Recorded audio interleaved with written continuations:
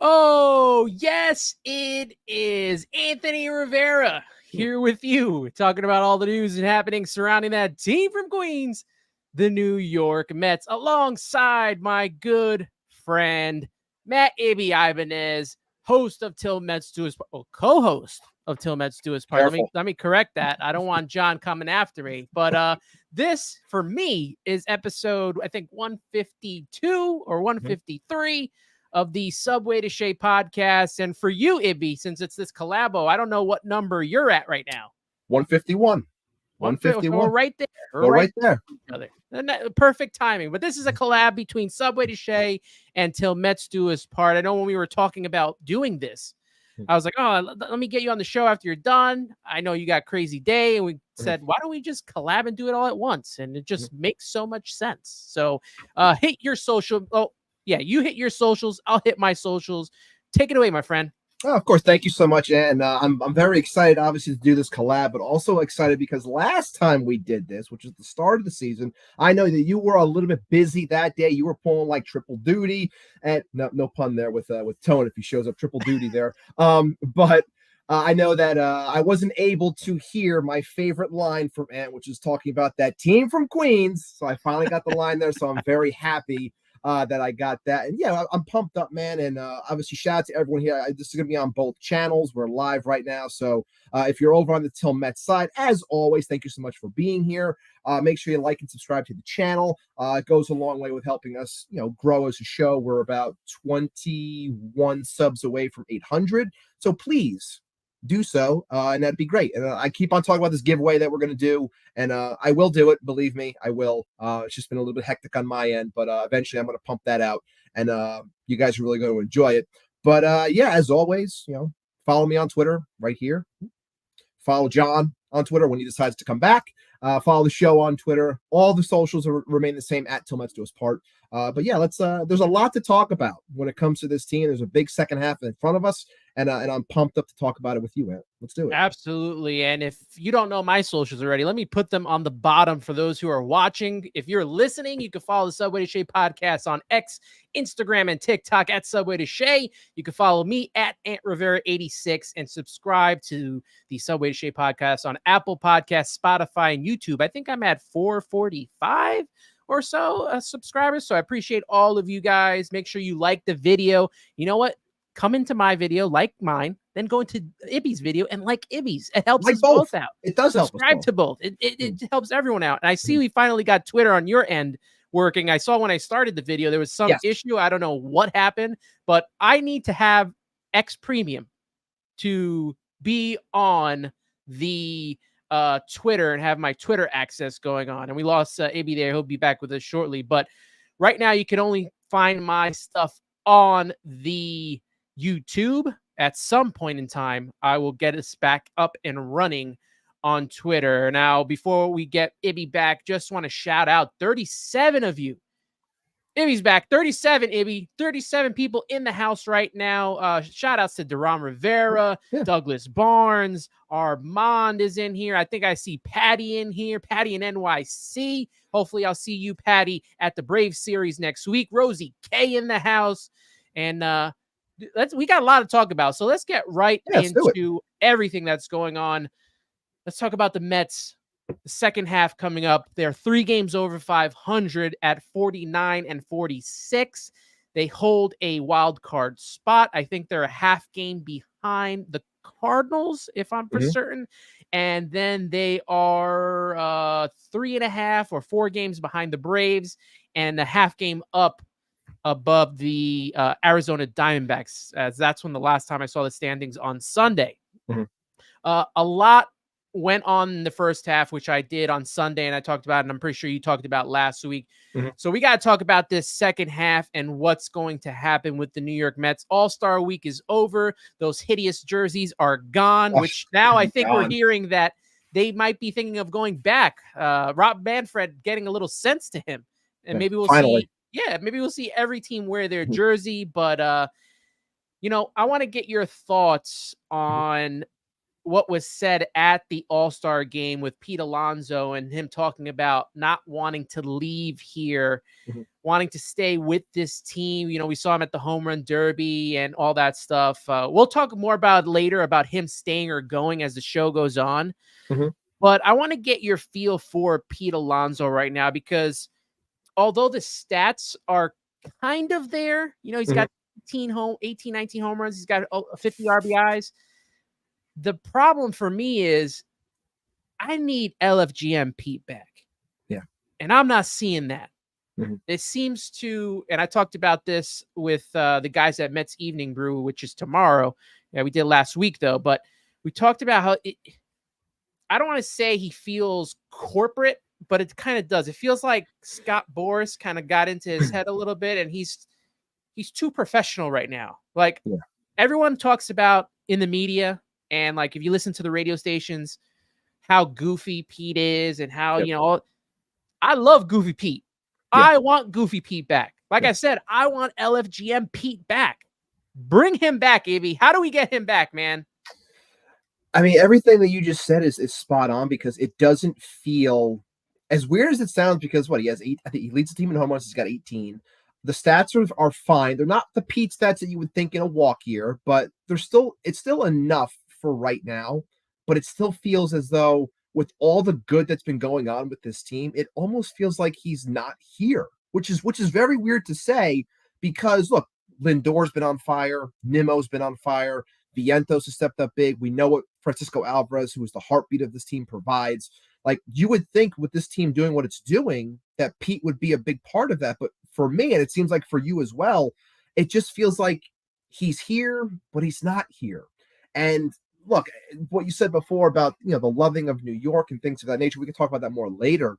But, you know, when I heard that, I felt as though it harkens back to what I said at the start of the year, where I said that, you know, the Mets, from a name perspective, from a legacy perspective, needed Pete more than Pete needed the Mets. But as this season has gone on, and I've said this multiple times, as the season goes on and he's not providing the prototypical Pete season, well, he needs the Mets more than the Mets need him at this point, because his legacy is what he was banking on getting him that extra cash, that extra year, that extra 30 million, like whatever it may be, to get what he wants from a contract perspective. Because right now, that 150 he was offered, or whatever it was, was it 150, 175, whatever it was, like that money is, in my opinion, it's not there. It's not coming. And, you know, I just think that he's playing nice and saying how much he loves New York, because he knows that, you know, he needs New York to potentially get where he wants to get from a money perspective. But in general, the numbers are fine. I do wish, and I'm with you, like the LFGM, the goofball, the guy who's out there, you know, I know it bothered some people, but I didn't care that he was, you know, dropping the F-bomb, or he was, you know, humping the rails or whatever. Like, he is a goof. We know he's a goof. People say he's, you know, he's doofy or whatever. He's a big doof. It's like, I don't care. Like, you can be that when you're hitting bombs and being, you know, at the heart of this lineup. Like, that's all well and good. We want that. But yeah, it definitely feels a lot more buttoned up.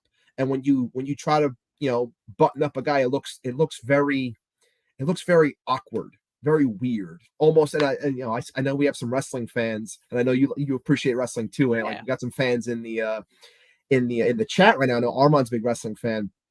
Like, I think back to like when Austin walked out wearing a suit, and you're just like, this looks weird, man.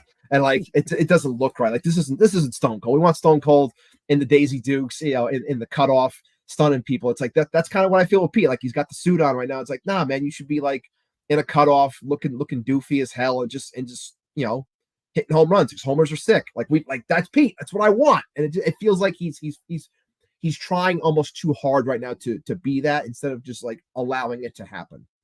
Yeah, and I want to see if this works. This is the first time I'm share screening on here. I'm going to bring up Pete's stats right now. Yeah, because, you know, Pete, let's see if this works here. There we go.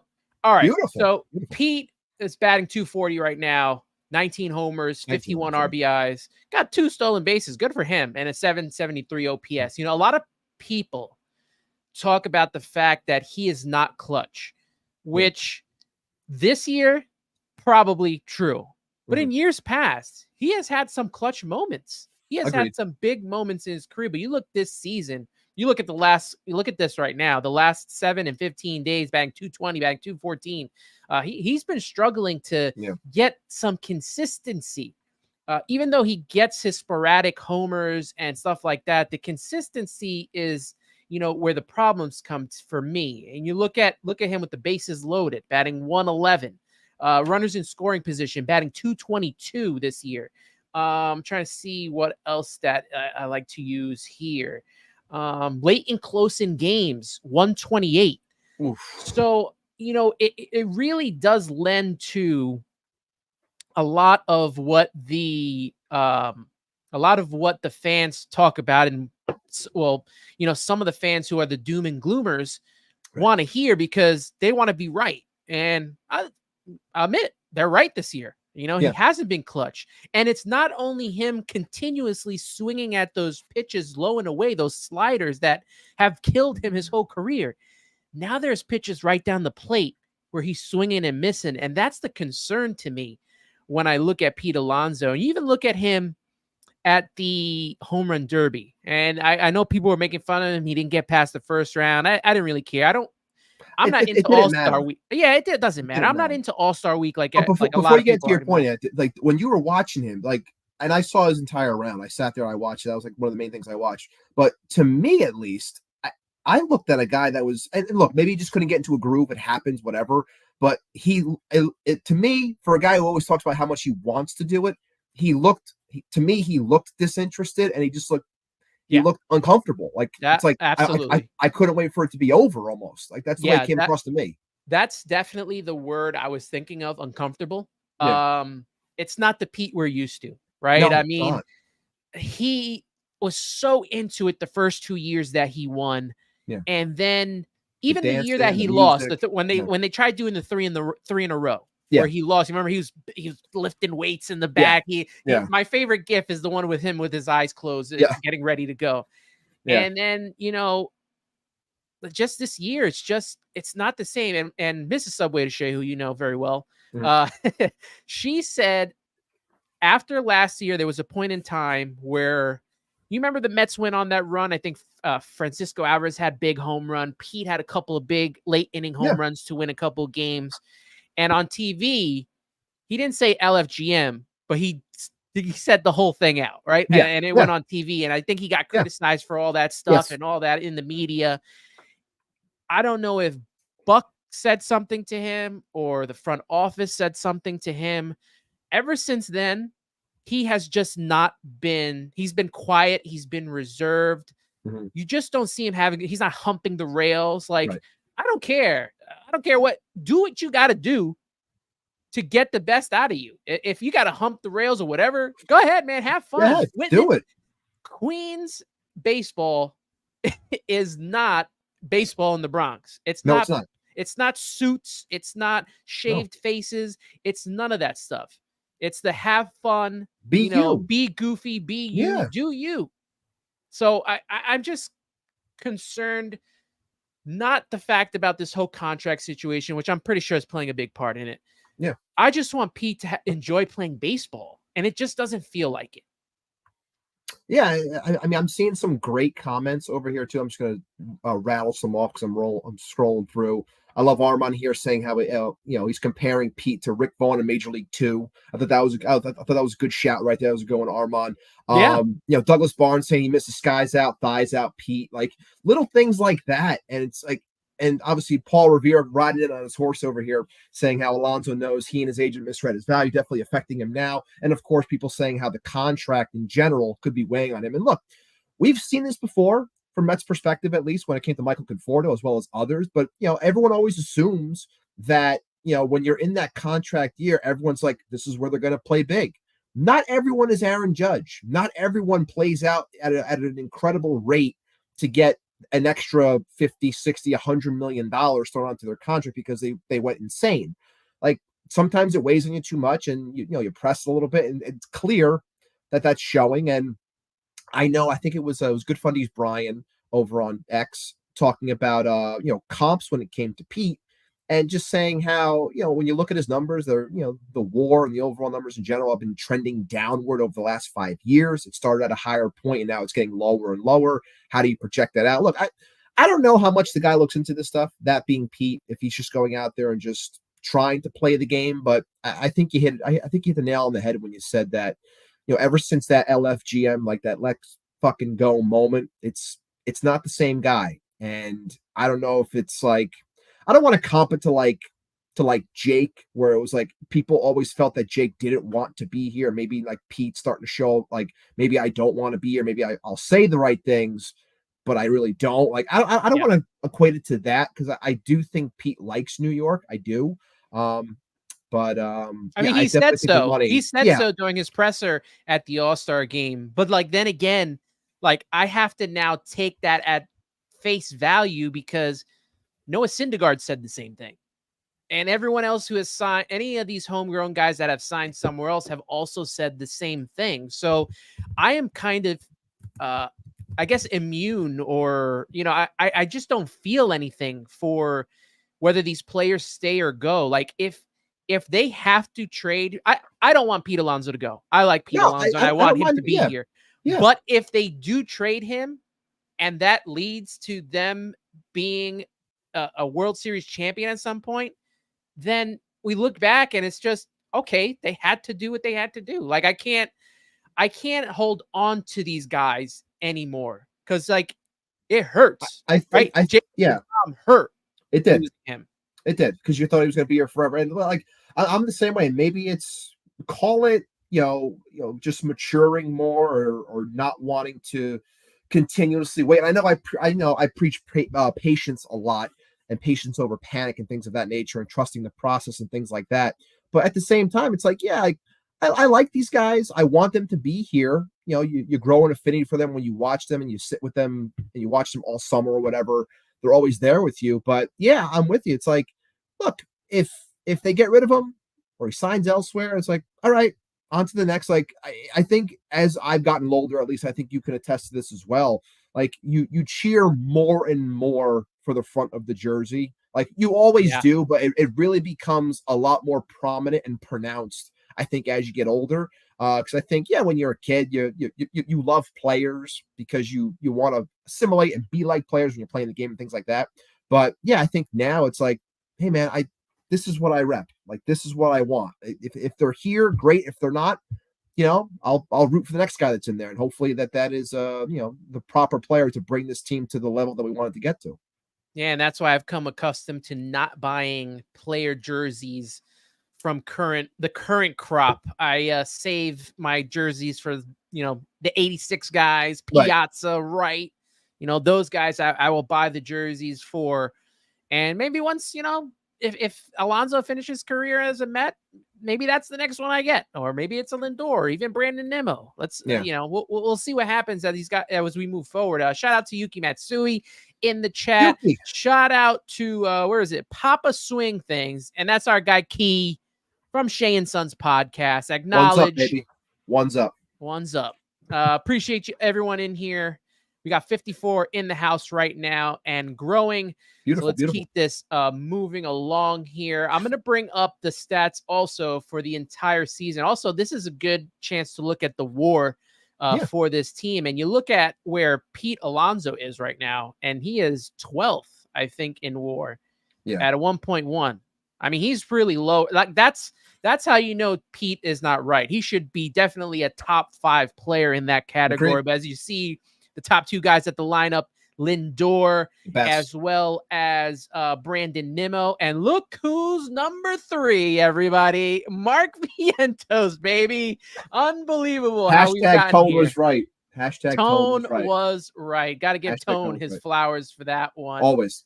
Shaw Manaea also up there, has had a good season. And you can't say enough about what Harrison Bader has done for this team and the bottom of the lineup. You look at this top 5 here.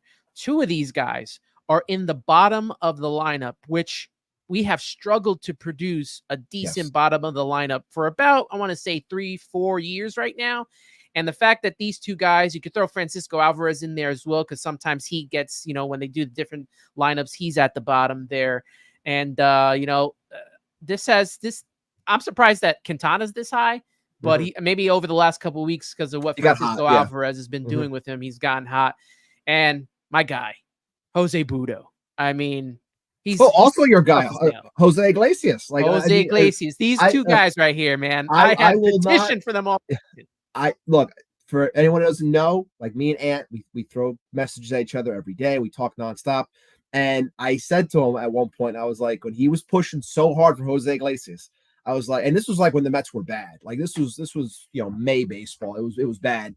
And I was like, it goes to show you where this team is when we are praying for a savior like Jose Iglesias. And then sure enough, OMG becomes our rally cry and essentially saves the season. So shout out to you, Ant, for wanting Jose Iglesias up and him providing everything that he's done to this point. Absolutely. What's he bat, like 380? Like, it's ridiculous. Yeah. I'll bring that down. Shout out to Stephanie in the chat. She loves the Jose's. How could you not? Hey, honestly, how could you not love the Jose's? Let's see. Here we go. This is the best. Boom, right there. So Jose Iglesias is batting. Yeah, you're right on it. 380 right now. 380. Yeah. 380, man. Unbelievable. Guy just gets up there and has good at bats. Like he battles. I don't care. He smacks it. I don't care. Opposite way, doesn't matter if Carson's here, doesn't matter. I don't care where he gets on base, drives guys in, does what he has to do in big spots. You love to see it. And another thing, if you could just scroll up real quick when it comes to those guys with WAR, like just seeing the list as it is, like people, not me, not you, but a lot of people ragged on Stearns when it came to bargain bin shopping or whatever, and this and that, or when he said, "Look, this is New York, yes, but you have to give guys time to." Be able to grow because that's how you figure out what guys have if you give them time. Well, number 3 on this list was given time and he's showing out. Number 4 and 5 on this list were considered bargain bin buys and they're showing out big time. I always like on my end, like when I did my my thumbnail for this week, I always like, telling a story almost with the thumbnail. And the guys that I included on it this week was all the guys that I felt deserved to be there based off of what they did in the first half and how big they're going to be in the second half. And I had to put Harrison Bader on there because, like you said, solidifying the bottom half of the lineup, having great at-bats, and to my partner's credit, John Saponaro, when he said that he thought that Harrison had another level to his offense, guys hitting home runs, big spots, like he is doing a hell of a job and proving out to be more than just what everyone thought he was going to be, was just a fourth outfielder type, glove only type. He's been fantastic in the field and even better in the box. What I like here is you have you got 1, 2, 3, 4, 5 of David Stearns signees on this list right now as tops in WAR. And that doesn't even take away from some of the other pieces that he has brought in that have been major key contributors to this team. That's been a big problem with, previous Mets, right? Previous Mets teams. They had a bad bottom of the lineup. They had a bad bench. Yeah. The, what do you call, I don't want to say replacement players because that's not the right term, but not the core players, but the, I don't even know what's the right term to use for this. For these like little pieces that have these little pieces to the puzzle that help finish it out. Maybe that's how I'll go with it because I can't think of a term right now. But they finally have, the proper pieces in place to add to go along with the Nimos and Lindors and Alonsos of the world. And, people will rag on why not give Mark Vientos a shot right out the bat of the season? Right. Well, when you have the opportunity to sign JD Martinez for the amount that you did, 1, you take that opportunity. And 2, it lit a fire under Mark Vientos because I'm pretty sure he thought he had the DH role in the bag in spring training, even with the poor play he did. Yes. That he thought he had in the bag. And the fact that in the last week they said, nope, we're going in and we're getting JD Martinez and we're sending you to AAA. And when you're ready, you'll come back up. Was hitting in AAA, brought him up, and now he's your starting third baseman. How crazy is that? Like, what work? For me, and for me, and it just goes to show the character of JD Martinez. I'll never forget the picture that everyone was, retweeting and putting out there the second it happened when he showed up to camp. And, Vientos is there and he's standing next to Martinez and everyone's like, oh, Martinez is probably joking with him saying, I took your job and blah, blah, blah. It's like, no, maybe it's a teaching moment and just getting a better understanding of saying, look, a lot of the stuff that you're going through right now, I went through the same thing when I was in Houston. Nobody thought much of me. I wasn't viewed as anything, and then eventually I busted my ass. I worked, and now I'm a respected hitter within this league, and I've been playing for 10 plus years, and I'm a champion. So it's like that's another huge thing about JD has been, and I waxed poetic about JD when I had Tone on the show a couple weeks ago. We both did, about what he brings to this team, even at an older age, and passing down knowledge to someone like Vientos, who again also viewed as someone that was more bat over glove. Maybe you're just going to be a DH. No, like, you preach work ethic to a guy like this. He's comfortable, and like I said, I think I might have said last week, he's doing everything, that being Vientos, that people wanted Brett Beatty to do, which is provide power, show confidence, and do things in the box that are game changing, and he's doing that in spades. Let's also not forget, when we're talking about Vientos on defense, the fact that he went down in spring training and went with Francisco Lindor and worked out and trained and did his best that he can. So you can attest a lot to the leadership of Francisco Lindor, the professionalism and leadership of JD Martinez. Lindor stinks. No, he's not good. He stinks. He's no good. He's a nobody. Overpaid.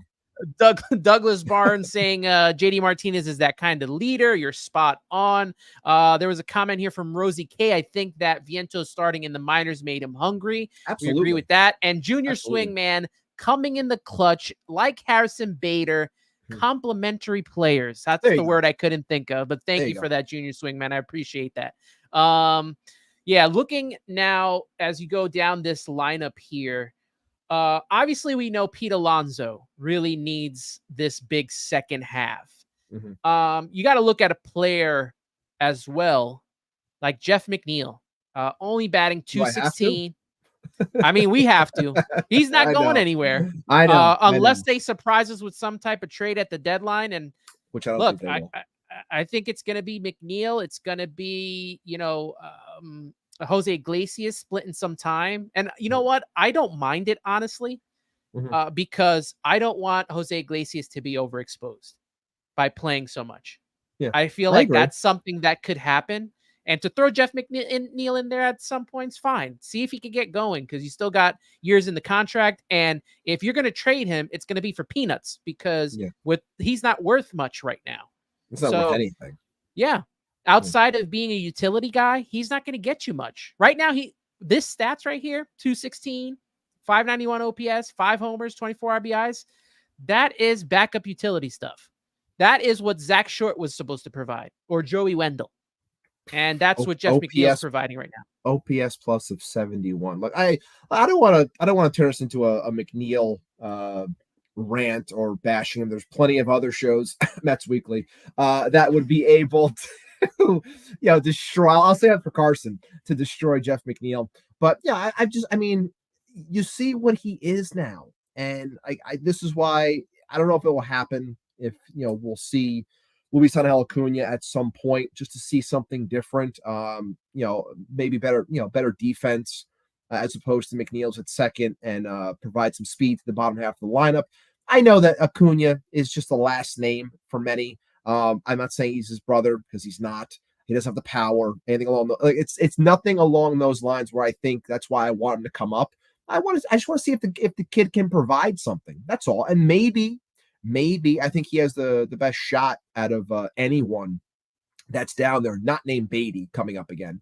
But to come up and potentially show something from this the minor league perspective, from a hitting standpoint at least, I think he has a shot. I don't know if we'll call him up, but for me, I would like to see it, mainly because would he, and if he is sending back down, but would he be any worse than what you're getting from an offensive perspective than Jeff McNeil? Like, I know he's not the greatest when it comes to an offensive profile, that being Acuna, but is it going to be that much worse than what Jeff McNeil's doing right now?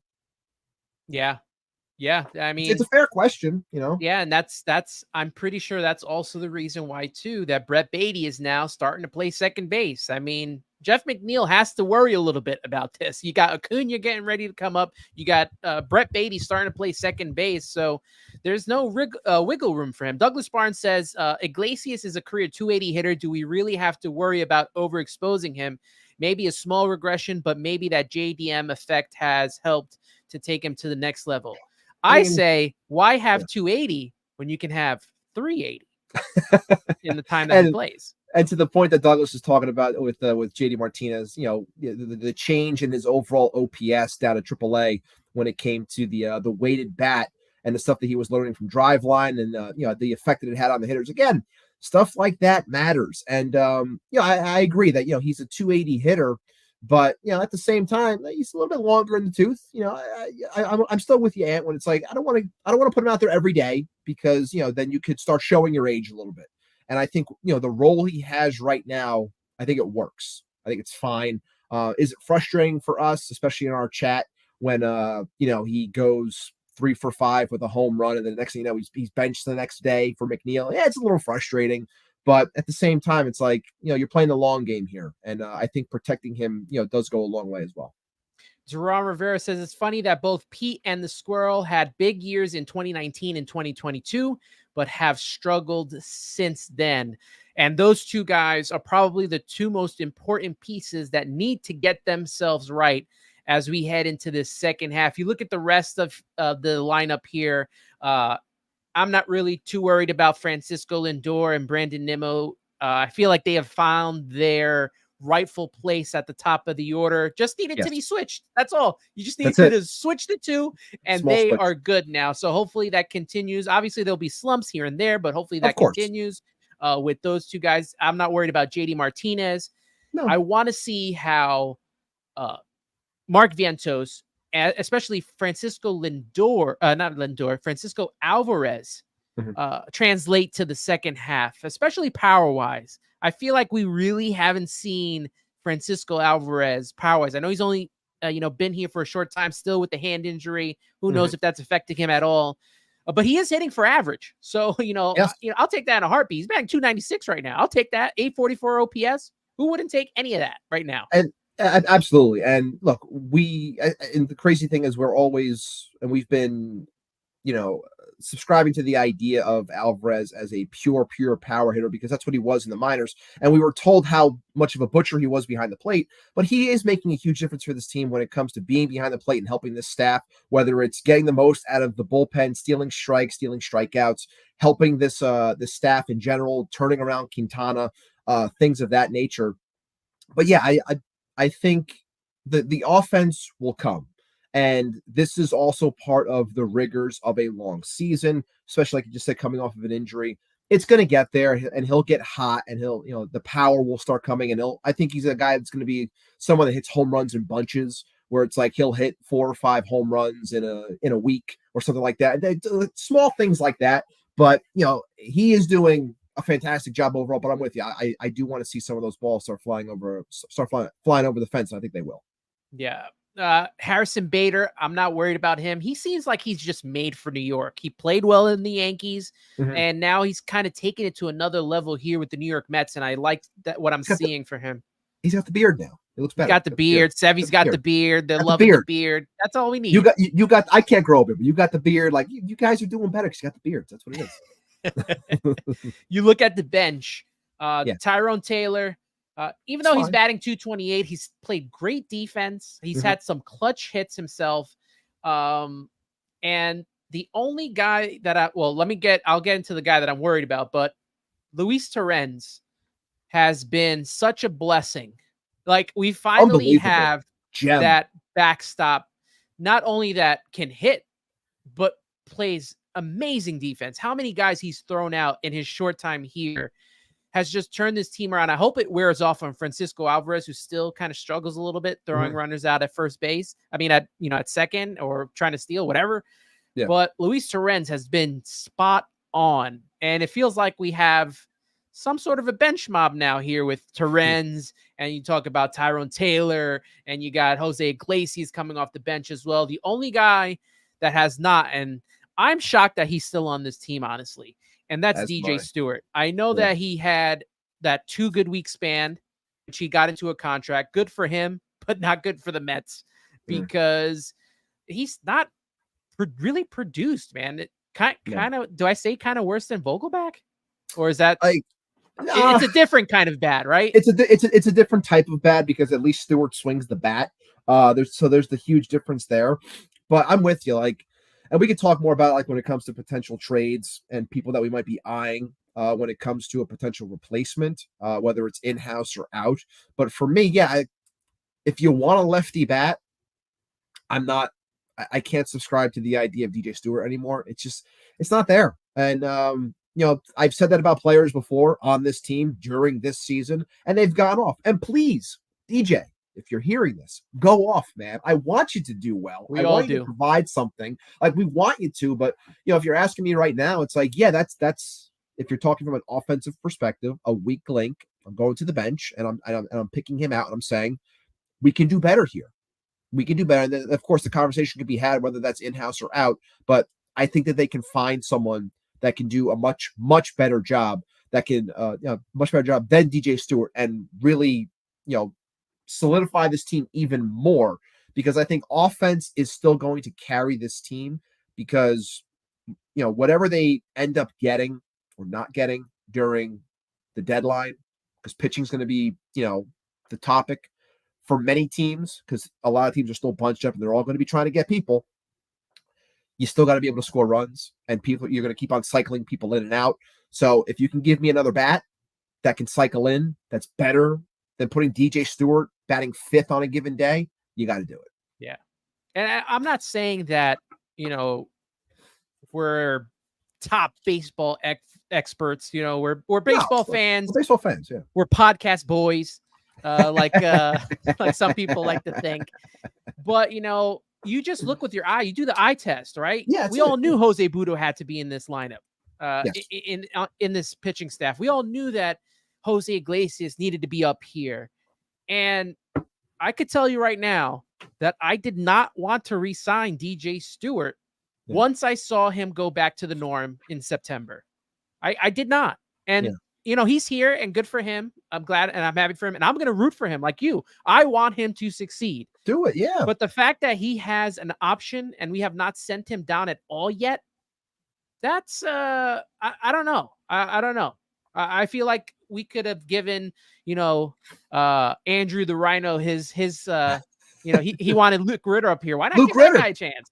Yeah. I mean, there's definitely people down there that it's like, why not give it a shot? And people can say, there's a reason why guys are AAA players and they thrive there, but when you call them up, they're not going to be anything close to that player because AAA is a joke. And I get that, but at the same time, it's like when you're getting such minimal output from someone, it doesn't hurt. And I understand, like, you have an option. Maybe you don't want to burn that option on this, a given person that you might call up because you're thinking, it's probably not going to equate. I get that to an extent, but at the same time, it's like when you're trying to win games, like everything matters. And the fact that he does have an option, I would hope that it is utilized relatively soon if it continues where he's not giving anything, and then we can find out whether that piece that can help us is in-house or it's making a deal for someone. Yeah. Shout out to Keith Dutter in the house here saying Terren's unbelievable arm and release speed. Douglas Barnes saying credit to Carlos Mendoza for getting Terren's here. I mean, he knew he was in the system, right? I mean, he knows what buttons to press, but a lot of people said, I don't want Carlos Mendoza. I don't want Luis Severino. I don't want Bader. They're all Yankees. Why would I want those guys? Don't get me started. I want Yankees. You know why I want Yankees? Because some of them are winners. Yeah. And they bring a winning atmosphere. Now they're not doing so good, but for the most part they are. That when people were saying that, it was such a it was also a loser mentality. It's like you're really showing how much of a loser you are because you don't want someone because they were I don't care. You want good ball players. That's what you want. And how about just the idea of you're bringing someone that was a bench coach for the Yankees and people who have an idea of who he is as a coach, as a leader of men, as a what many called a a player's manager, why not have guys that have worked with him that can be an extension of him? So then that permeates even more throughout a clubhouse. Like, this isn't hard to understand. Like, this is all about communication and creating something. And I think, a lot of Mets fans, just want things to just happen like that. And I think it's just going to be all perfect. Like it's that simple. It's like, guys, for a majority of you haven't won in your lifetime. So it's like, allow things to play out, and we're seeing those fruits come to fruition. Patty's saying New York is New York. It's always been trades between the Mets and Yankees. So yeah, look, this as we move on with this team and watch this lineup, I gotta say I'm very excited for them. I don't know if there needs to be a trade, and we'll probably get into trades later on in this episode. But you look at what is missing from this team right now. Starling Marte out, and we don't know when he's coming back. So I'm not banking on it either. Yeah, I have no idea. We might have to start looking into some options when it comes to that, that lineup. When it comes to getting an outfielder, I want to go to the pitching staff right now, and looking at what we have right now. Luis Severino off to a nice start for this season, 6-3. He's had some bumps in the road, but for the most part, he's been good. 3.78 ERA. Jose Quintana finally turning it around. Look how low he got his ERA. It was up for 6 for about, up until the beginning of June. And it took Francisco Alvarez to come up in here. And I'm not giving credit to Jeremy Hefner. Francisco Alvarez. You know what? Took care of that business. Instead of Hefner, toss the credit to me, because when I put out the on our community post, when he was at the bottom of the barrel, I was saying, where do you guys want to send him? Do you want to send him to Mars? Do you want to send him to the sun? Do you want to send him somewhere else in space? And ever since I posted that, that's when he went on the absolute tear that he'd been on, minus obviously the rocky start where he got a little bit roughed up. But yeah, you don't want to give it Hefner? I'll take the credit. It's also mine. You got Sean Manaea with a 3.46 ERA, 6-3. How about David Peterson? 4-0, 3.09 ERA. Way better than that guy Tyler McGill, who's 2-4, 5.08 ERA. Bum. Where's Carson? That bum. Christian Scott still looking for his first career win. Still hasn't been able to get it. We're still waiting for it. But I wanted to glorious day. Yeah, it definitely will. I wanted to get into with you about this 6-man rotation. That's the next thing, right? The 6-man rotation with the Mets that's about to happen once Kodai Senga comes up. How would you put this 6-man rotation together? Because we do have to remember, although Kodai Senga is coming back, they're going to handle him with kid gloves. And you also have to handle Christian Scott with kid gloves, considering what we've seen over the last couple of starts for him, whether they're taking him out early, whether they have to reduce his innings and his pitch count. I don't expect Christian Scott to be a part of this rotation by the time we get to September, if they have to have him on an innings limit or a pitch count. I think, like, the way I look at, like, the most interesting thing about all this, like, everyone talks about the deadline when it comes to bullpen, and I wouldn't be shocked if another starter is potentially brought in, mainly because I don't trust Tyler McGill, and I think that they're also going to get to a point where they might keep Buto in the bullpen to almost act as a piggyback, whether it is to protect the innings of Scott or to protect Kodai Senga, how they're going to handle him in the beginning. So I think the idea of having guys like that, like Buto in the pen, are what's going to really help fortify this idea of a 6-man, and why I think I wouldn't be shocked if they brought in another arm so they can keep some of these guys, within the pen, as if they fail to bring in, other pen pieces. But for me, I think you're going to see it based on how it's listed right there. You remove McGill, you plug in Senga. Those are the 6 guys that they'll roll with. And I think you keep Buto in the pen for now. I think he's done well. And I think they're going to use him as a piggyback to protect, like I said, whether it's Scott or Senga, however they want to go about it. And I would not be shocked at all if they brought in somebody else and then, potentially bumped, whether they wanted to make Peterson in the pen or if they wanted Manaea, who's worked both as a swing, if they wanted to do that. Or let's not forget, like one of these guys could also be dealt when it comes to the deadline. That's potential as well. So there's a lot of possibilities here. But either way, for now, I will say like Severino, Quintana, Minaya, Peterson, Scott, plug in Senga, keep Buto in the pen as your piggyback, and then go from there. But I also think that, the pen will be a priority, but I wouldn't be shocked if they brought in yet another starter, even though starters are considered a strength for this team because they have the depth. There's no such thing as too many starting pitchers. We know that all too well. Many teams know that all too well. So I wouldn't be shocked if they brought another arm. G Money Stack says it right. Yeah, Christian Scott gives up way too many home runs. That's going to be a major issue. Hopefully he can figure that out. But it was the biggest for the minors too. Yeah, that has been the biggest problem for him. If he can get that under control, I think that you have something here. I wonder too, down the line, Kodai Senga starts feeling good. They start pulling back the reins on him. Mm-hmm. Does Christian Scott become another portion of that, Jose Buto, the Daniel Nunez multi-inning reliever where Tyler McGill should honestly be?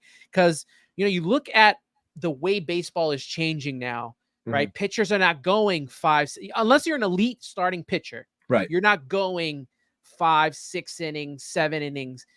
Could we see more of this trend of what the Mets are doing that has, if you get the right pieces, which, they got 2 of them already in there in Budo and Nunez, and they do have a third, but I don't know, Adrian Hauser has not been good this season.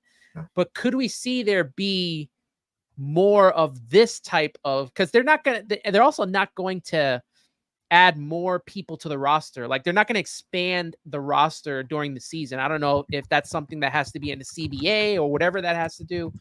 But you look at, you have all these multi-inning relievers. Like baseball changes generationally, right? I mean, remember closers back before, we started watching, right? They're pitching 2-3 innings, right? I mean, starting pitchers sometimes we're going 10 innings.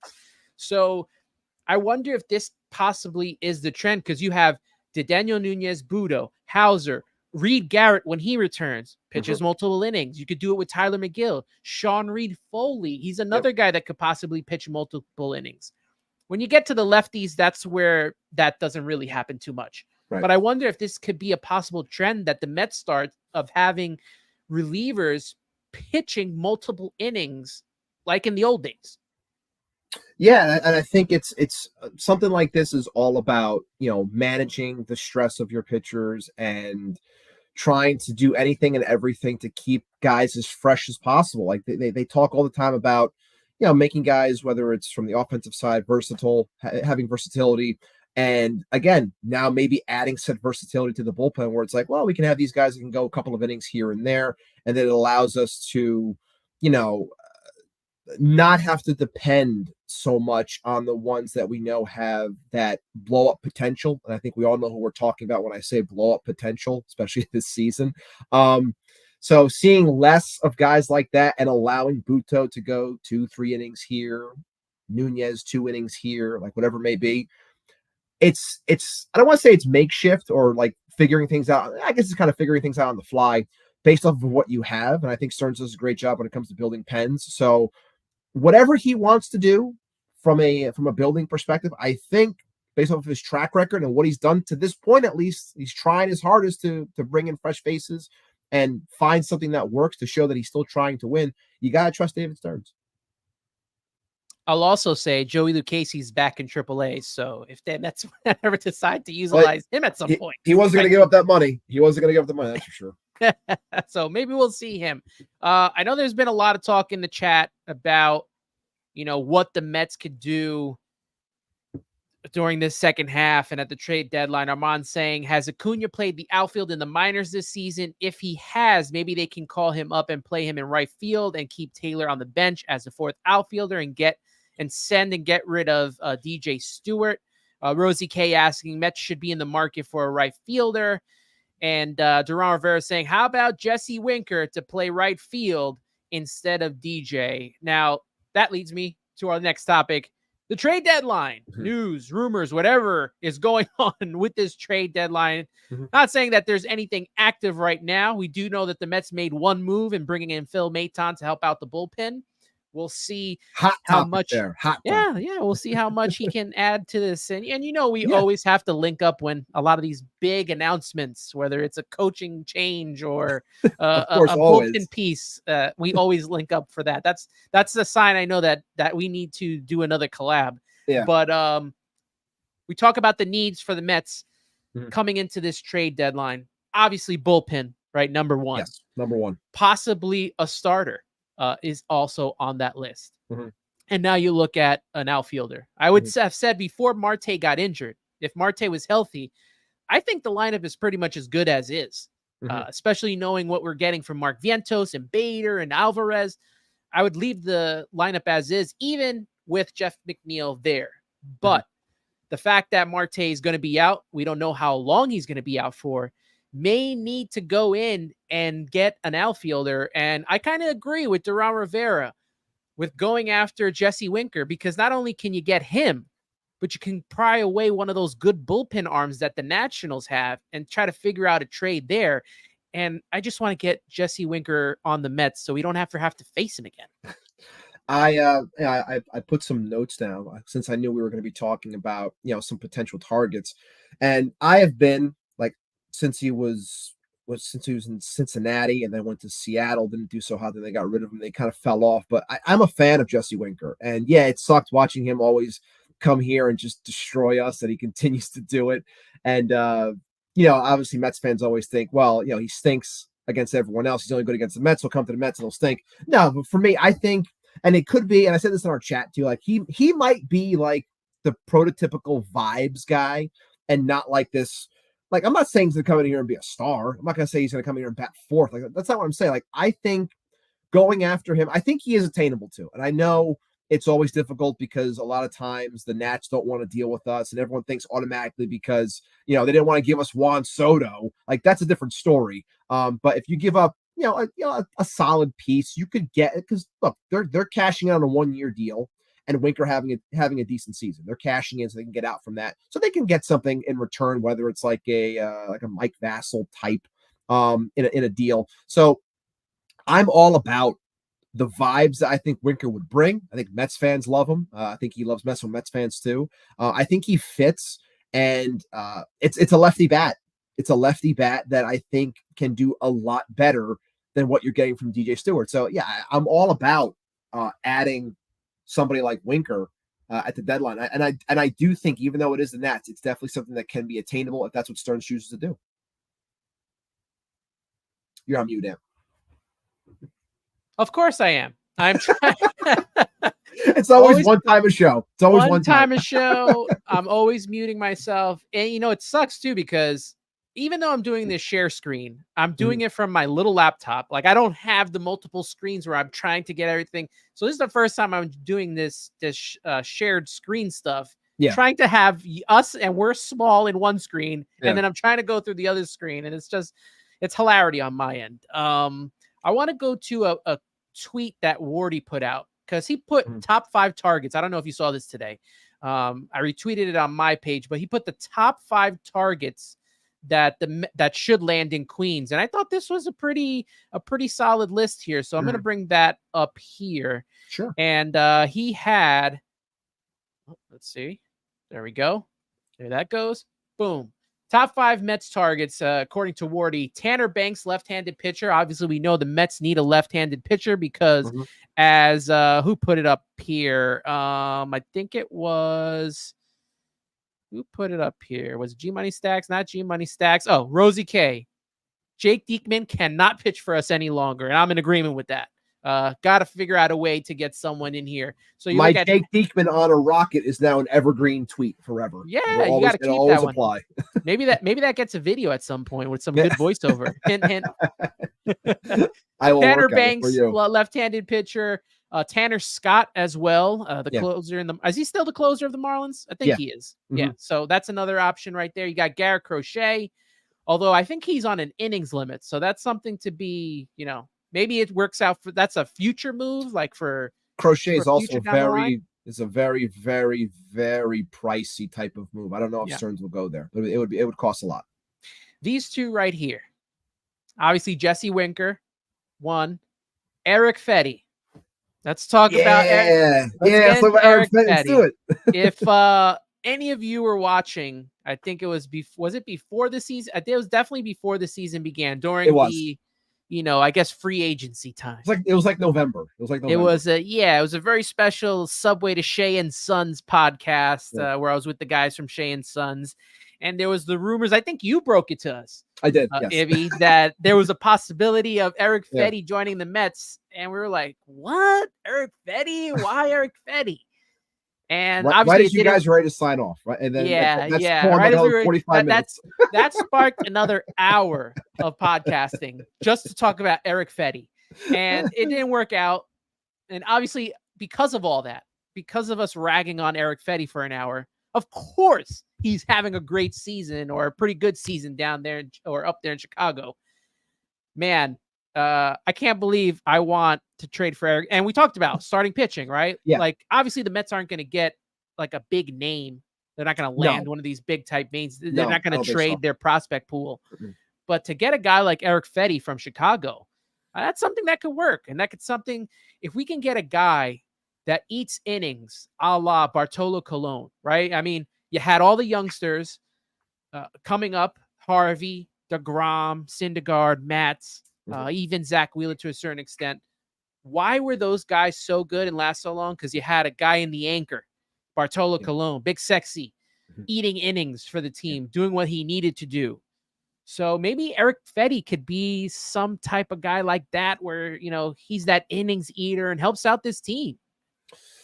Yeah, absolutely. And I think I wrote, that was another name that I wrote down, Eric Fetty, as someone that I thought that the Mets, since again, I'm playing the game of, people that are connected to Stearns and how the Mets were connected under Stearns to Fetty as one of the two teams, them and the White Sox.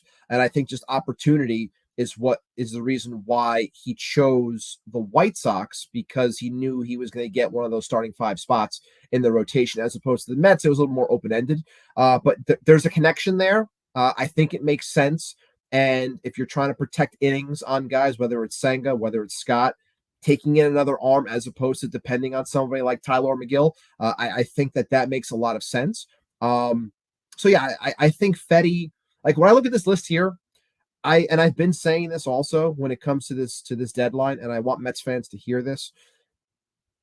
I don't think you're going to be getting like banner names. Like don't think that you're getting, like, when you see, like, I understand the idea because a Garrett Crochet makes sense, and makes sense from a point of, if you're going to take from your farm that you've been trying to build, you can go out and get a lefty starter that has control. Like, you can spend like that makes sense. I don't think they're going to do it though. I would say that you're looking at guys like Winker, a little bit older, on a 1-year deal, fits a need right now.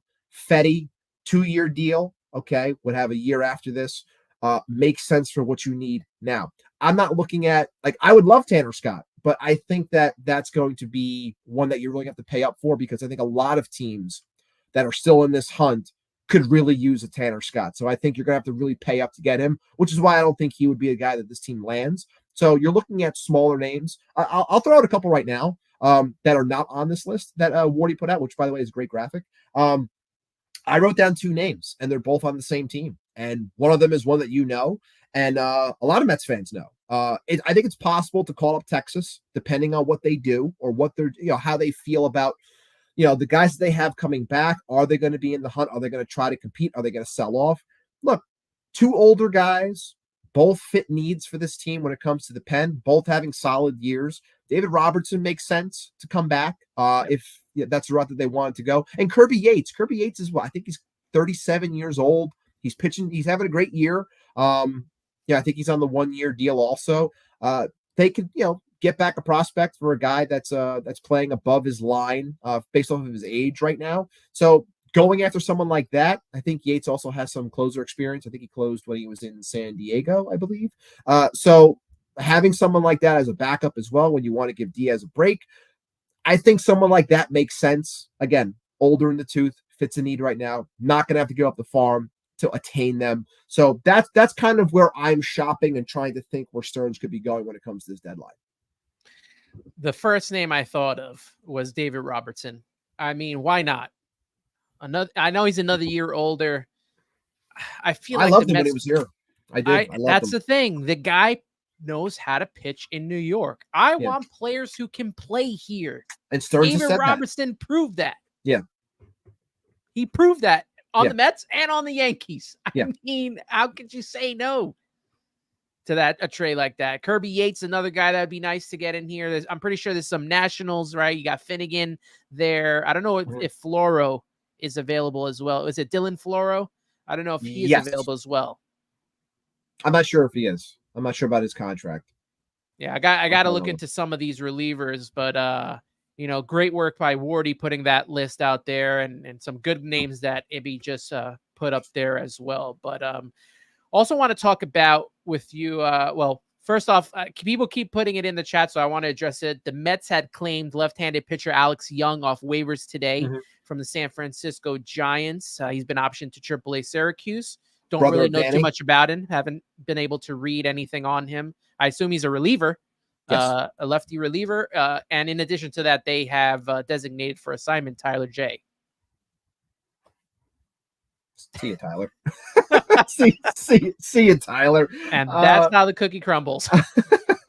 No, but it's, again, this is what I really think that you're going to continue seeing moves like this. It's turning it's like turning over every couch cushion, just, you know, trying to find the remote, trying to find some spare change, whatever you can. Like that's kind of the mode that it's in right now, because like a lot of teams are still in it. A lot of teams are trying to figure out if they're going to buy or sell, and you know it's very stagnant. Which is why I continue to say that, you know, we're 2 weeks away from this deadline.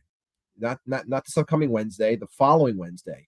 Like, what happens over these next, you know, 14 games, whatever it is going to really, I'll call it really the next 8 to 10 games for these teams that are still in the hunt. Are they going to buy or sell?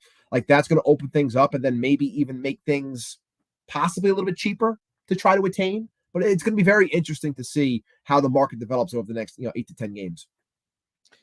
Apparently, he's in his career 16-18 with a 4.40 ERA. He's got 226 strikeouts and 264 innings pitched. They also got Matt Gage down there as well that they got from the Dodgers about a couple weeks ago. So he's another option that could possibly be a part of, you know, a solution to try. I don't know. I don't know what's going to work really in trying to get the proper left-handed reliever. I know people keep bringing up to me Andrew Chafin. I think I'm over the Andrew Chafin because it's never going to happen. It feels like. Forget about Andrew Chafin. Like, that's, and we joked the other day, like we brought him up again. Somebody brought him up in our chat like 2 weeks ago. We're like, if this guy shows up here, he's going to be so fucking bad. He's going to be terrible. And everyone's going to be like, why the hell did we get Andrew Chafin? Like, meanwhile, we've been crying for him for like the last 3 or 4 years. It's like, just let it go. It's like, Andrew Chafin's not a thing. It's not going to happen. Stop trying to make fetch happen. It's not going to work. It's not going to happen. Armand saying Floro is available, so that would be good for the Mets as well. Okay. If you're looking to trade with the Nationals, I don't know if they'd hold us hostage because we're in the NL East along with them. Mets Talk with Hating saying, would you guys be willing to let go of Quintana or Minaya for a couple of bullpen arms? Mets practically have a full-on second rotation. Minaya, no. No. I would not trade. Quintana, yes. Yeah. I would sell high. If somebody came in and says, hey, we want Jose Quintana, I would sell high on it now. I don't want to give up Minaya because I like the stuff more. I like the fact that he is swingman eligible. He can start or he can relieve. Yep. And I think his stuff plays well either way. And I think overall, I know Quintana's been hot lately, but I think Minaya overall this season has been strong for this team. And I would, if you're asking me to pick, I would say I would be comfortable giving out Quintana. But I question if people are really going to be calling on him. I think they would call more on Minaya. And if that's the case, I would not move him. No. Yeah. And I don't think it's addition by subtraction here. Right. Because now you're losing those innings that Manaya's been going about 7 innings over the last 2 or 3 starts. Yes. I don't want to lose that if he's ramping up to pitch more innings there. And like you mentioned, him being a possible bullpen arm that can slot into the bullpen, I'm going to hold on to him if I can. Quintana's the one that I would sell high on if I was the New York Mets. Innings. This team needs innings, Yeah. especially from the starters. And Manaea has been providing that in spades, especially over the last handful of starts. Like, he has been protecting the bullpen, which has been, you know, let's be honest, it's been on fire, and like not in a good way, like a bad fire. So like the fact that he's been able to, you know, tame that fire, if you will, has gone a long way for this team, keeping guys, you know, a little bit well rested to perform a little bit better. So shout out to Shea. I want to keep him around here. You remember how much we were talking about? Just give us 6 innings, That's it. Just give us 6 innings. Just Now that we're getting pitchers giving us 7, that's still not enough to get through this bullpen to get the DS, because you throw a Diekman in there, he can't get 1 or 2 outs. You throw Adam Ottavino in there, he's struggling to get 1 or 2 outs. They burnt out Reed Garrett already. Yeah. So now you have the multiple inning stuff. Not to mention that we're begging for our starters to not only go 7 innings, but we're also begging for our lineup to be like, you got to score 8 runs, guys. You got to score 8, and then we're still like, please, like it's crazy to think that, you know, we're up 8-2 in the 7th, and we still got to sit there tense. Like that's kind of where it is right now.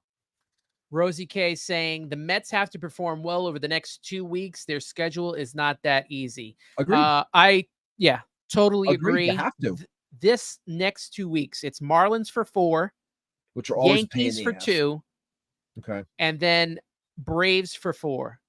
That week is the most crucial week for this team, because it's 10 games, 4-2-4. So we just said 4-2-4. Yeah, 4-2-4. So the Mets really need to have a good showing here. They have to take advantage of the Yankees' struggles.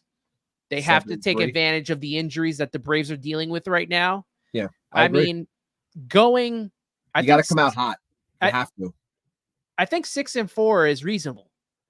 6-4, 7-3. Really, again, it depends on what's going on with the rest of the teams that are also playing that you're close with. But it's also about trying to do your best to create space or gain ground. So it's like, yeah, I'm pushing for more. I would say 7-3, but I would settle for 6-4. Based off, again, how they're playing. Look, if this team really wants, as Brandon Nimmo says, like, you want to buy, you want the front office to believe in you. It's like, well, then you got to go. Like, I know the Marlins have been a pain in the ass for this team, like, forever. But if you want to be a buyer and you want to be taken serious, you got to beat the Marlins. Like, you have to. Like, and it's easy for me to sit here and say, oh, you know, you got to win all 4. It's like, you got to win 3. You got to. Yeah. Like, you should win all 4, but you got to win 3. You got to beat up the Yanks. Like, don't, you know, you go into their house, like, you go into their bandbox, like, you got to win games. You have to. You know, it's like, and then you got the Braves, who are not the Braves this year. Like, they're struggling offensively. The pitching's been banged up, but, you know, you got to go in and handle business. You got to get at least a split there. So it's like, there are, 6-4, 7-3. Like, I have to get that over the next 10. I have to. Absolutely. And if you get to that Braves series within 2 or 3 games of that top wild card spot, which the Braves hold, I'm telling Met fans right now, you got to be at the ballpark for that series. Yes. You have to be at the ballpark for that series, cheering these guys on. We have to get them through this to get through the trade deadline, and make them buyers. We want to make it to the playoffs this year. I don't want to be out of another year of not going to the playoffs. I want to be in the playoffs this year by any means necessary. We got to do what we got to do here. So, you know, taking 3 out of 4 from the Marlins is honestly not really asking a lot. I don't think it is either, especially for where you aspire and want to be. Like, you should. And look, the game's not played on paper. And of course, like, shout out to Carson, who's in the chat right now saying how, like, you know, the big star power teams don't scare me.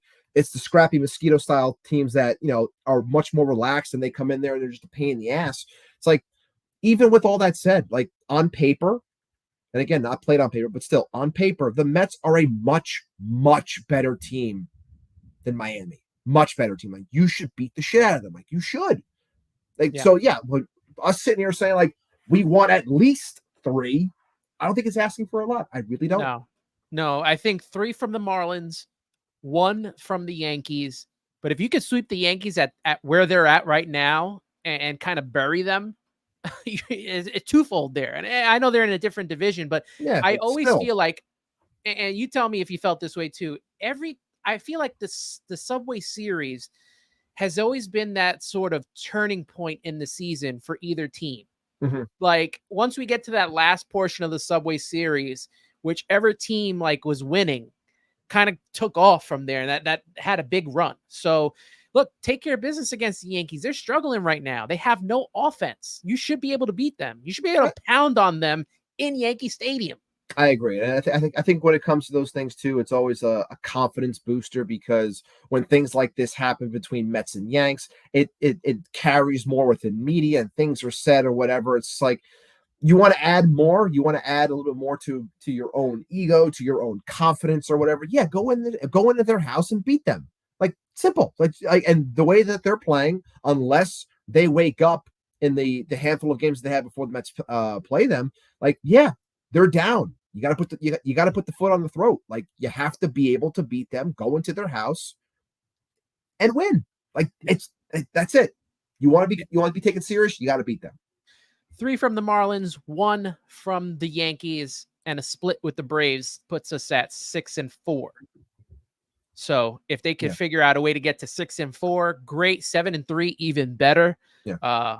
But if they can go on some type of run here, that would be fantastic. Absolutely. Shout out to Go ahead. I was going to say, the one thing I see Rosie's comment right here saying how Nestor's tweet about everybody wanting to be them should motivate the Mets. Like, I saw that tweet today. I was like, this is such a and again, I don't care about the Yankees. I don't watch the Yankees. I don't rag on them. I don't get into with people on Yankees Twitter or anything like that, because I care about the Mets. Like, that's all I care about.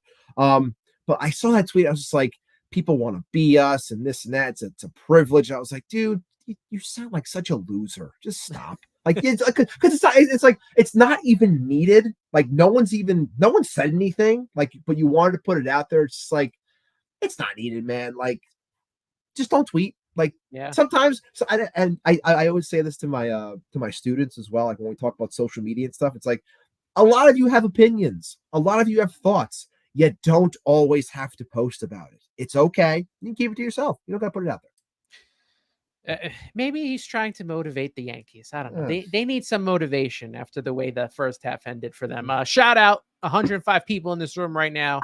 Love it. Shout out to everybody here. Like and sub. Yeah, like both the Subway to Shea and Til Mets Do Us Part. Subscribe. Follow us on all the social media platforms. Yeah, pointing right at there. There you go. At Poison Ibby. At Poison_Ibby. Let me say that correctly there. Shout out Maureen, just joined the show. Appreciate you being in here. Appreciate Corey Holzer also being in here. Everyone, if I missed you, please forgive me. It's hard to read every single comment on here. And also, great people in the chat. Great people. Yeah, always great people in the chat here.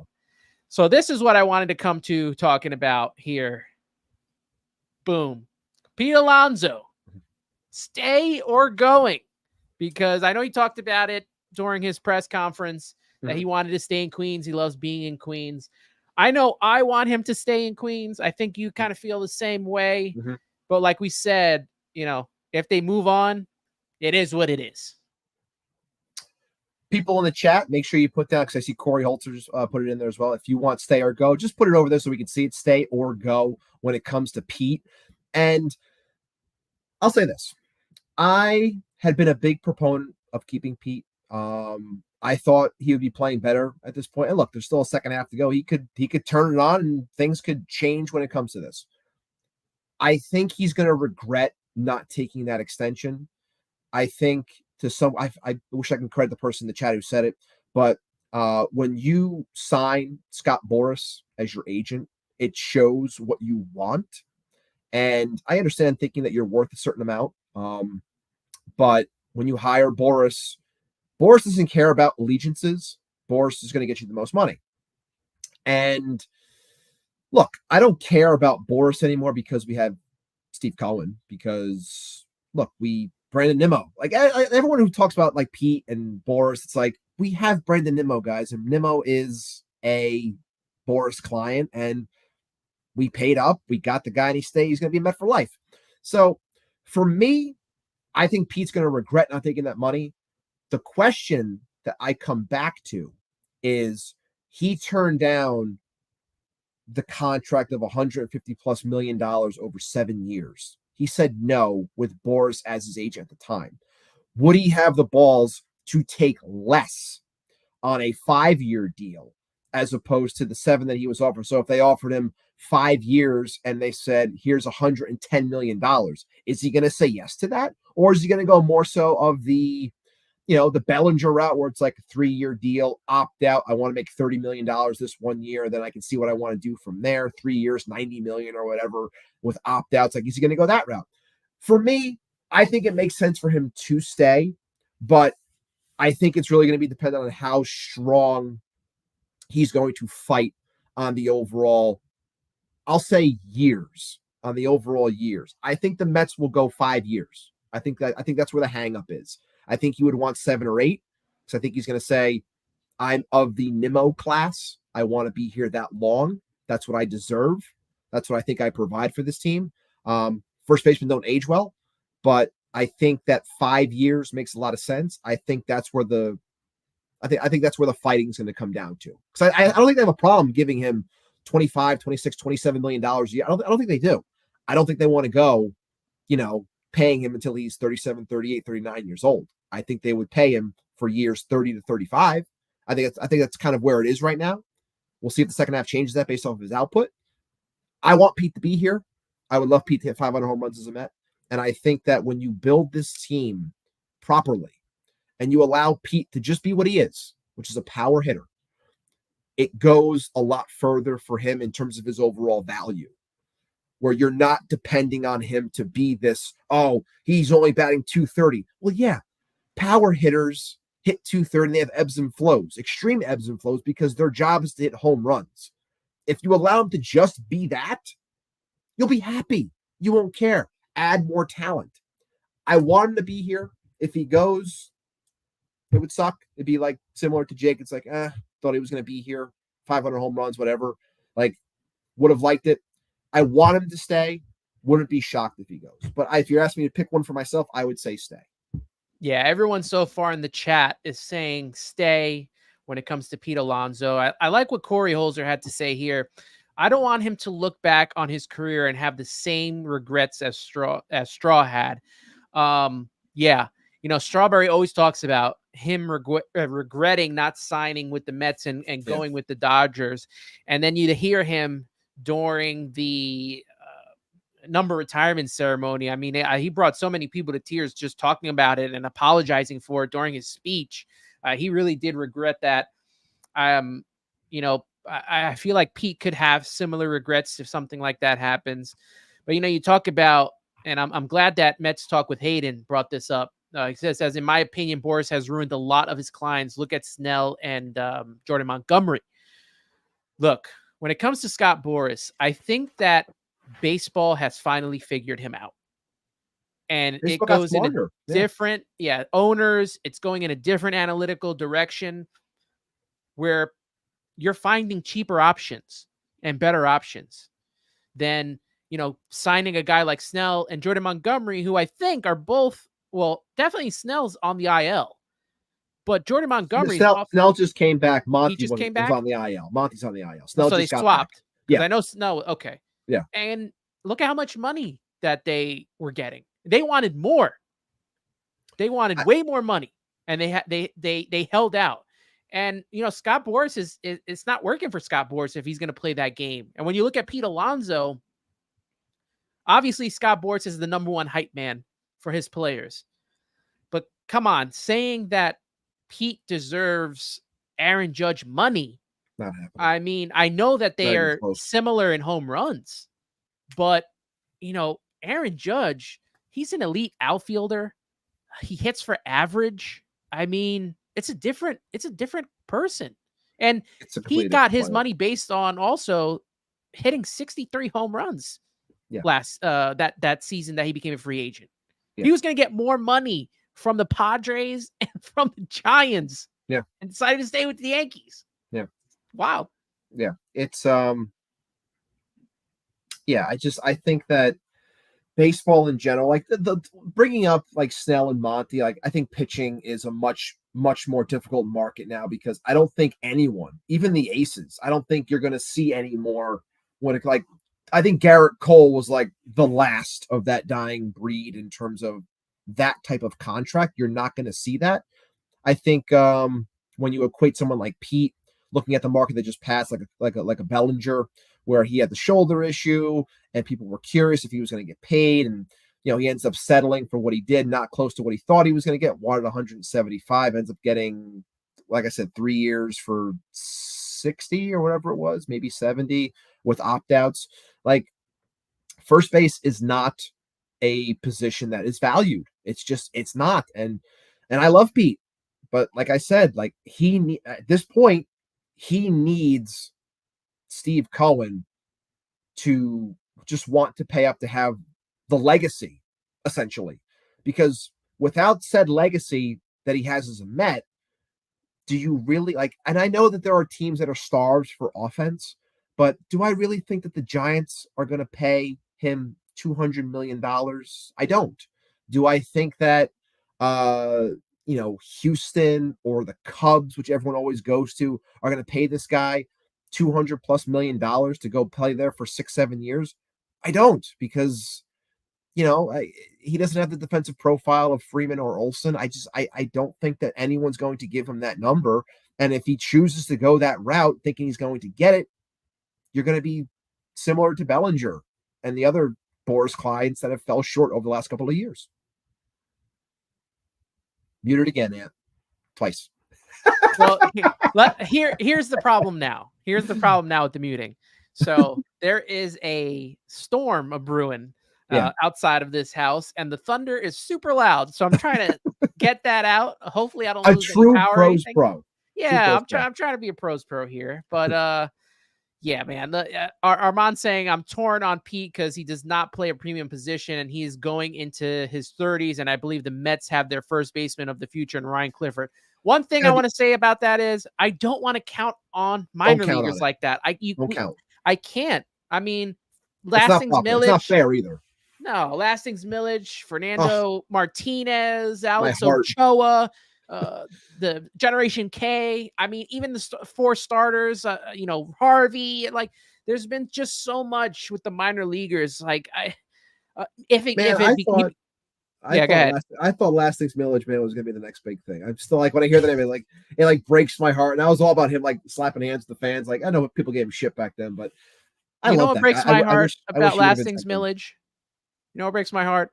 What? The proposed trade of Lastings Millage and Mike Pelfrey and maybe Philip Umber for Manny Ramirez in 2006. That breaks my heart.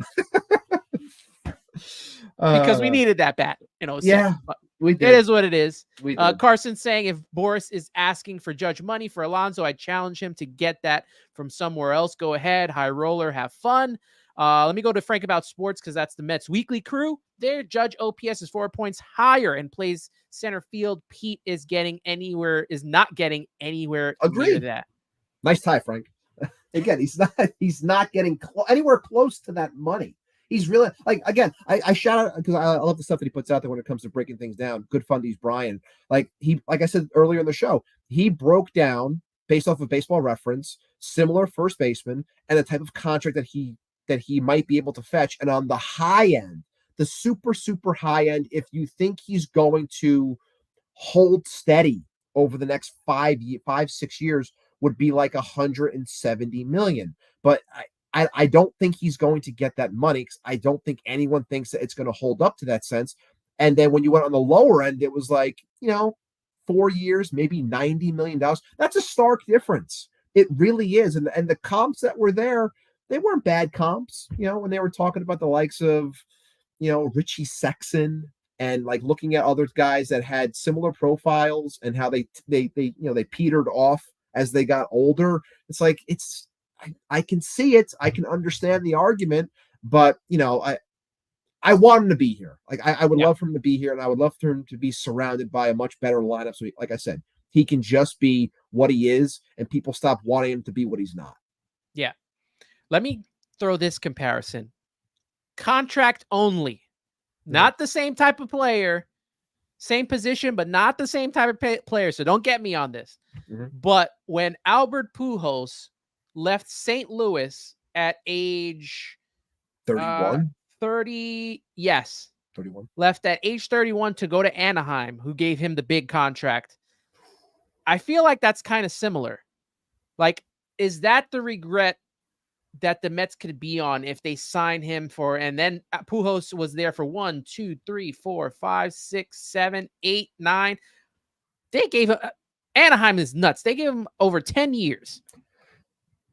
But I'm saying, like, his downfall came after he left the Cardinals. I think that was like they won the World Series and then he was out, went to Anaheim, and he wasn't the same player. He wasn't the Albert Pujols that played in St. Louis. No.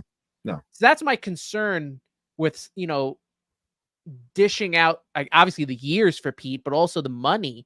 I think what also hurts Pete as well is that there's another guy that's a free agent that's a whole lot younger, that's going to be available, if the Yankees don't re-sign him. But I'm pretty sure that Steve Cohen is going to dole out all that money as much as possible for a guy like Juan Soto. Yeah.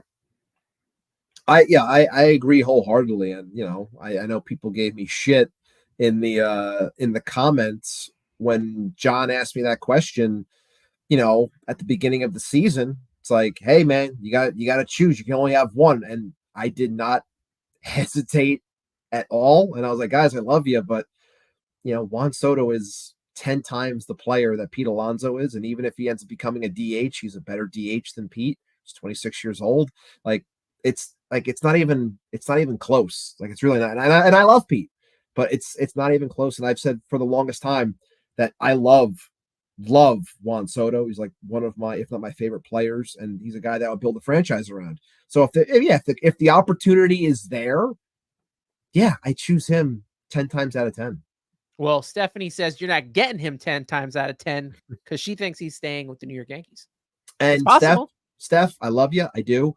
The only thing I say to that, and I always say this, and I've been consistent with it, the Yankees 1,000% should retain Juan Soto. Shouldn't be a question. You are worth $7, $8, $9 billion as a franchise. You should keep Juan Soto for the rest of his career. I will believe it when it happens, because I still have a hard time that Hal Steinbrenner is going to have a potential $500+ million contract on top of a $300+ million contract of Judge, on top of a $300 million contract that Cole is going to opt into because he's not getting the money elsewhere. He's going to stay with that contract that he got, on top of Stanton's contract still, on top of Rodon's contract. George Steinbrenner, yeah, I believe it. Hal Steinbrenner, I will wait and I will believe it when I see it. Until then, I can think that my team has a potential shot. Sure. I don't want to throw water onto Armand's comment about Ryan Clifford, because it could be possible that at some point he does come up, but I feel like that's still a couple years away.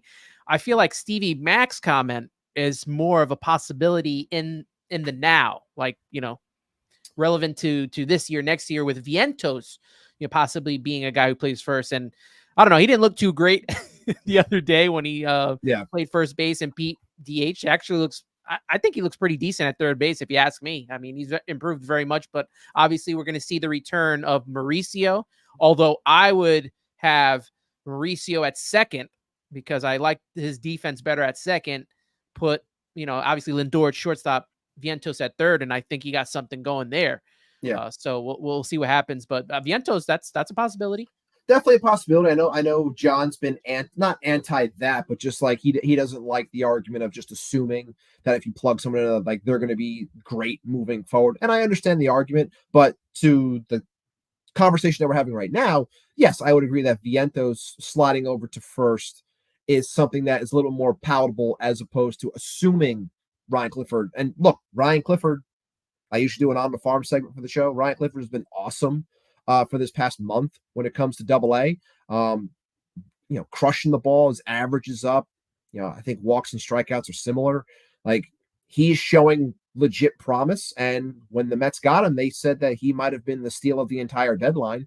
That's how high a lot of people were on him as a ball player. And yeah, I'm happy to see him further develop, but I'm with you. I'm not banking on anything until it actually happens and we can see him, take some live swings with the big club before we assume he's gonna thrive when he's here. Before we wrap up this show and continuing on to the last topic, which, you mentioned Ryan Clifford, I want to talk about Mets minor leaguers who could possibly be called up this season. Obviously, you talk about Starling Marte. Could we possibly see Drew Gilbert? And one of the pitchers who was in the Futures game, they talked to him. They talked to Brandon Sproat about possibly coming up here to relieve. And I've been asking for years for the Mets to take their top prospect starting pitchers, throw them in the bullpen up here. Why not? Why not see if it works? Is it because you have nightmares of Adam Wainwright? I do. No, but I'm with you. Haunts us all to this day. I'm with you. I would say that when it comes to potential guys being called, I mentioned it earlier. I think, not counting Beatty because he's been here before, I think he has the most potential to be called back up to replace, say, a DJ Stewart as a lefty off the bench. But going elsewhere, like looking at the pure prospects that haven't been here just yet, I would say that I think Acuna has the best shot. I know someone mentioned before, the idea, I think it was Armand, mentioning how he would rather Taylor be on the bench and the outfield work, but he wanted Acuna and right. Acuna's been playing center down low at AAA, but when he's not playing second. But I think that it would be him at second and McNeil playing in the outfield in that scenario. But I think Acuna has the best shot. If Gilbert didn't get hurt, I would say he has a shot, but because he got hurt and missed so much time, I don't think we're going to see him this year, which is unfortunate because I wanted to see him, but I don't think we're going to see him this year. And in terms of Sproat, I would say there's a small percentage, but I think with how baseball is now, I don't think that the kid gloves are going to come off, even though it's safer to put somebody in the pen. I think we're going to see Sproat sometime next year, and he'll be treated similar to how we've seen Christian Scott treated this year. But at the same time, would it be cool to see from the pitching perspective, a flamethrower like Sproat coming up if this team is making a potential run and act similar to what, Michael Conforto provided in 15 from a batting perspective, like just being someone that's fresh, comes in, flamethrower, throws hard, can provide something in this pen, an inning at a time. Would it be cool? Sure. Do I think they're going to do it? I just don't. I think if there's one guy, I would say it's Acuna, and I would say it's even slim at that. Like I'd put Acuna at maybe 25-30%. I think we will start to see once the trade deadline is over, let's say Jesse Winker is too expensive or some other outfielder they may be looking into. I wouldn't be opposed to Acuna coming up and playing second to move McNeil to the outfield. He's not that bad of an outfielder. Better than DJ Stewart. I'll say that. Yeah. But I mean, I'm just trying to think of, that outside the box, what this team can do without giving up so much. So same thing applies to, these relievers. If they can't get a trade, throw Tyler McGill in the bullpen where he belongs, Carson. It's true. Also, that's right. Call him out, Ant. Carson. He's a bum. You know he's a bum. He stinks. Peterson is Carson. 10 times better. We do. I love Carson. Nothing but love. Nothing but love for my guy Carson. Also, Brandon Sproat. Like I would look. Even Duran Rivera says it. Brandon Sproat as a reliever, like Stearns did with Corbin Burns.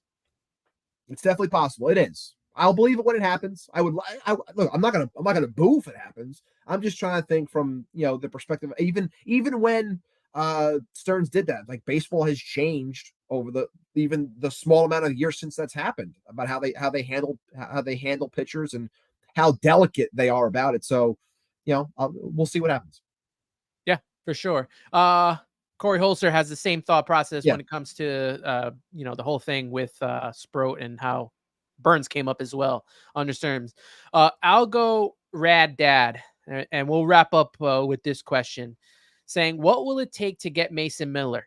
That's from Oakland. He's the closer from Oakland. I think he still has years under contract with, he's still right. He's not going to be free agent next year. Oh no, he's far from being okay. He is going to cost. He's under contract for, like, with arbitration. He could be under contract for like the next 5 years. Yeah, he's going to cost way more than a guy like Tanner Scott would. I mean, yes, if you're giving up prospects for this guy. If you want me, like, I'll say this, and I know people think about certain players and think, oh, the Mets can just add, like, again, you think because the farm has gotten better that you are of the ilk of better teams. Like, if Oakland, if Oakland calls up Baltimore and Baltimore says, hey, we don't trust Kimbrel, we want Mason Miller, like, Baltimore, if they wanted him, yeah, they could get him. Like, Baltimore could basically get anyone they want if they truly want to get them. But if you want Mason Miller, the Mets do not have the package that can land him, because there are a lot other teams, if he's truly available, that can go out and get him. Like, I've been saying that if the Phils want him, the Phils can get him, because I think that the Phils have a farm system that matches well with what Oakland might want in return. And I think because you have Dave Dombrowski there, I think he is always the all-in type. He knows what he has there. He kept the same crew, and other players have stepped up and have become even better. Alec Boehm's gotten better. Christopher Sanchez has become better. Like, if they want to solidify that bullpen, like, they could easily go out and package, Aiden Miller and Curtis Painter if they want. I'm sorry, not Curtis Painter. That was the quarterback for the Colts. Andrew Painter from there. So it's like they have high-end guys that are much more acclaimed and in the want, if you will, as opposed to what the Mets have. So I think it'd be very hard for the Mets to even be in the discussion, really in the room, if you will, not even in the ballpark when it comes to a Mason Miller type. I know that Carson says Miller isn't getting moved per Heyman, but I would go for the other guy. I think the other guy, I asked him to put it in the chat, but he hasn't done it yet. I think the other guy he's talking about, and I think also Shea and Sons talked about. I don't know how to say his name. ERCEG. Yeah, Lucas Ursich. Is it Ursich? He's 2-2 right now with a 2.94 ERA. I think he's a left-handed pitcher as well. Man, outside of the Mets, no, he's a right-handed pitcher. Okay, he's a righty. Yeah. Yeah, sure. Why not? Anyone with a sub-3 ERA that's in the bullpen, I'm all for. And poor Mason Miller, because if he's really not getting moved, like, poor guy, like, get him anywhere else so people can actually enjoy him and watch him, because he's fantastic. Obviously, I don't want him going to the Phils, but just get him the hell out of Oakland. Like, people should enjoy and watch this guy because he's special on the mound. There it is. Lucas Ursich is the name that we are looking about. Ebby, man, this has been a fun hour. Oh, you hear that? I did hear that. You heard that? I did hear that. That's why the mute was handling. That's why Answer Pro. Yeah. He was handling it. Now now the whole show's been ruined because he forgot to mute. Way to ruin the show. The heavens have opened up, and that means it's time to start wrapping up the show here. Ibby, this has been a lot of fun, man. I appreciate you doing this with me for almost 2 hours. We've been talking about, man. Like, we can go on, and at some point we'll do the 24-hour marathon. I know you're very interested in doing something like that. Oh, of course, yeah. But absolutely, yeah. Obviously, let everyone know, all the stuff, where to follow you, and Til Mets Do Us Part. I know everyone on the chat knows, but just in case we have a new watcher, new listener. Hey, how many people we got here right now? How many people are in here? I have 121 here on my end. Okay, we got 121 people watching us across, my social as well as both of our YouTube channels. If you haven't already, make sure you subscribe to the channel, Til Mets Do Us Part. Make sure you subscribe to the channel of Subway to Shea. Make sure you like the video, okay? If there's 100+ people in here, I'm sure a lot of you are on the X side, but if you're not, you're on the YouTube side, you're having fun with us in the chat, make sure you sub both of our channels if you haven't already. You can follow me at poison_Ibby. I try to keep it nice and simple now when it comes to X, since I don't like people. I mean, there are plenty of people that I do like within the community, but I try to avoid getting into the muck because a lot of it is just annoying and it's energy that I don't want. But there are a lot of is your friend, Ibby. It's my friend. It really is. And I need to teach John a lot more. Yes, we have to. If you really want to have some fun on X. Again, just wait for John, my partner and co-host. You can follow him at John Saponaro on all of his handles. If you want to have some fun when it comes to X and the things that he gets mixed up in, he might even comment at you and start up an entire brawl. I know he's had some interesting back and forths with some people in this chat. So if you want to follow him, you can do so at his, but you can follow me at poison_Ibby. I'm active there the most. Obviously the show handle at Til Mets Do Us Part. Follow us on YouTube. We're trying to grow there the most. We're closing on 800 subs if you haven't already. Again, Instagram, same thing at Til Mets Do Us Part. TikTok, all the places. We have a group on Facebook as well at Til Mets Do Us Part. It's a private group, but still you can subscribe to it and try to join it, and I'll let you in. So just trying to keep the conversations clean and positive for the most part that we can. But yeah, always fun, Ant. I always appreciate doing shows with you. We always have great conversations. It's always a good time. So thank you, my friend. I appreciate it. Ant, you're muted for the third time. That's just the way to end it, right? It's the absolute way to end this show, being on mute. I got thunder right on my ear. I got the air conditioner blasting because this office is hot. But this is always a fun time. There's always something that happens when we're together. Doing a show.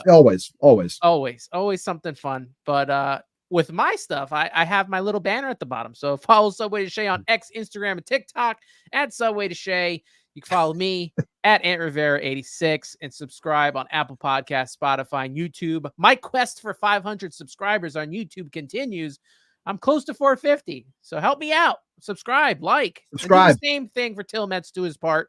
Great friends. Where is John right now? John right now is in Amsterdam. He's having a wonderful time over there, it seems like. Stevie back always with a good comment. John is in Amsterdam right now. I know he's taking a little bit of break from X because it's a little bit too, the water's a little bit too hot for him at the moment. So he's taking a break from X, but he's been posting a lot on his stories on Instagram. But it seems like he's having a nice time over in Amsterdam. I try not to bother him too much because, he should go there and enjoy his time. I'm pretty sure he just got another tattoo as well. Every time he goes to these places, he always gets another tattoo. So it's pretty cool. But if you want to check out his stuff, he's over on Instagram at johnsaponaro as well. And shout out for that episode he did in England. Awesome stuff. Yeah. Awesome stuff. You guys got, what was it, top #1 in Great Britain, the top charts there, my friend. Yeah, I appreciate that. Like, I have no idea how the charts work when it comes to, we get emails from Chartable and things that happen on Apple for the most part. So yeah, we peaked at the #1 spot in Great Britain over the likes of someone like Talking Baseball or John Boy. It's like, it's wild. I have no idea how it happened, why it happened, but I appreciate it. And even though it's a fleeting moment, it's one that I can forever screenshot and have. We peaked one time at like 24 in the US.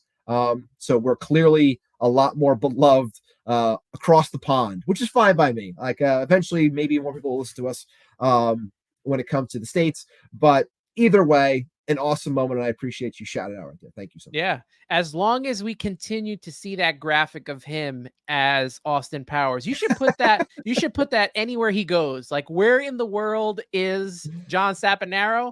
And then you have that little picture of him jumping up like Austin Powers. You know what? Now that you said that, every time I do a show now, I'll make a graphic. I will, just for you. I will make a graphic every time I'm solo, wherever he is. I will do that, and I will make sure I run it. World is John Saponaro. So better yet, I'll make him Carmen Sandiego. Perfect. I'll do that, and we will find out where he is. You know what? I'll turn it into a segment because it's an easy way to kill a couple of minutes on a solo show. So thank you for the idea. It always sparks me when it comes to ideas. He always gives me something, and I can run with it. We're there, man. I'm definitely there. We're there. You say one thing, and I'm ready to go, and I'll have it to you. I'll make something within the next couple of days, and I'll send it to you. Shout out to John. Shout out to you, my friend Ibby, and shout out to everyone in the chat. Appreciate you being with us here tonight on this what is Wednesday evening. We are just a couple of days away from the start of the second half of this season. A big half to start for the New York Mets, and hopefully it ends with us in the postseason once again. Thank you, everyone, for tuning in. Thank you so much, everyone. Shout out Subway to Shea. Shout out Til Mets Do Us Part. And always remember, let's go Mets.